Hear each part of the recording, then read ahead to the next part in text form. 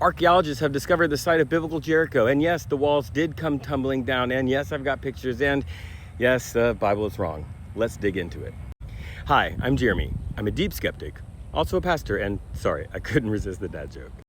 Jericho has been called the oldest city in the world because they have made discovery of human habitation all the way back to 9,000 BCE. And here's a picture of that discovery. It's pretty cool, but you're interested in the biblical city.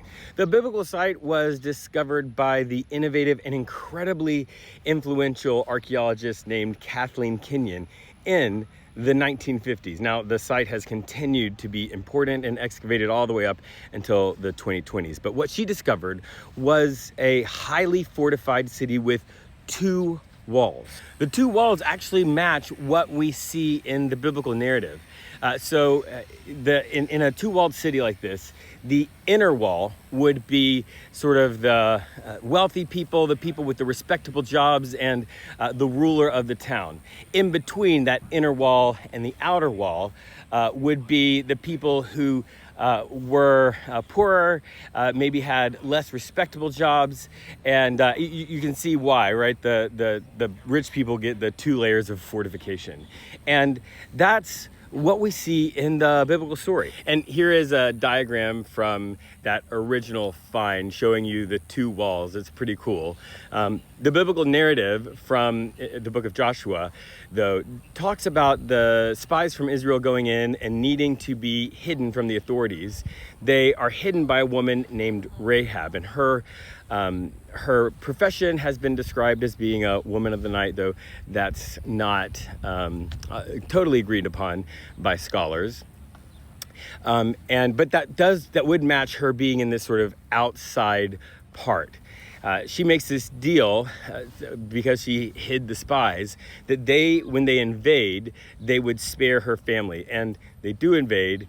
Her family is spared and is included into the Jewish people. It is this beautiful story of inclusion. It's wonderful. And she's even mentioned in the genealogy of Jesus. And that in itself is a whole other video. So the story goes in the Bible, in the book of Joshua, that God tells the Israelites to walk around the city a bunch of times, and then they blow their trumpet and the walls come tumbling down. And this is where the archaeology gets really, really fascinating.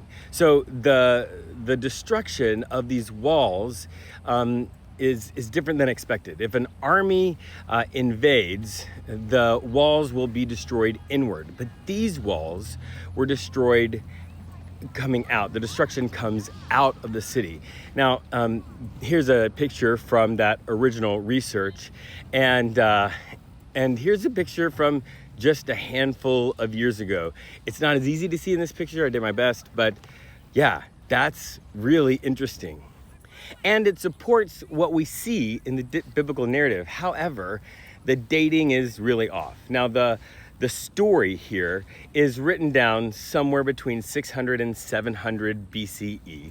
Now, scholars date when things were written using all kinds of interesting linguistic tools where they see sort of the development of language, how words are used and sentences are constructed. There's real consensus around the dating of when this happened. Now, it's telling a story that should be happening in the late Bronze Age, somewhere between, I think, 1700 and 1200 BCE. But the site, the destruction and the two-walled city and all of that is from the early Bronze Age, a long time before the biblical narrative would assert that it happens.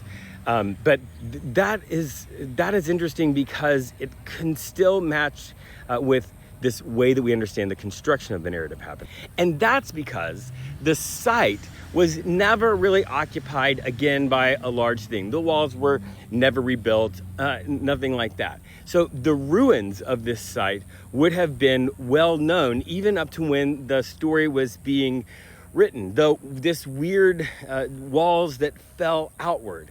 And so what some scholars have suggested is that the people who are writing this story down are calling on this place that people know about, and this very weird ruins where the walls fell outward.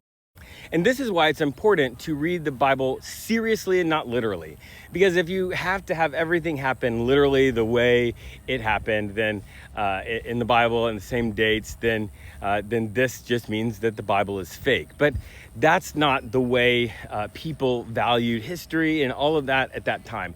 Historians are trying to use things that people know about and actually happen to tell you a deeper truth.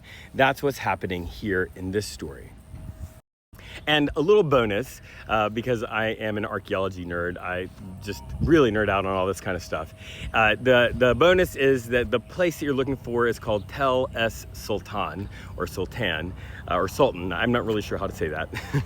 But what happens, the way archaeologists do these things, is there are these hills that they see, these sort of odd hills, and those are called a tell.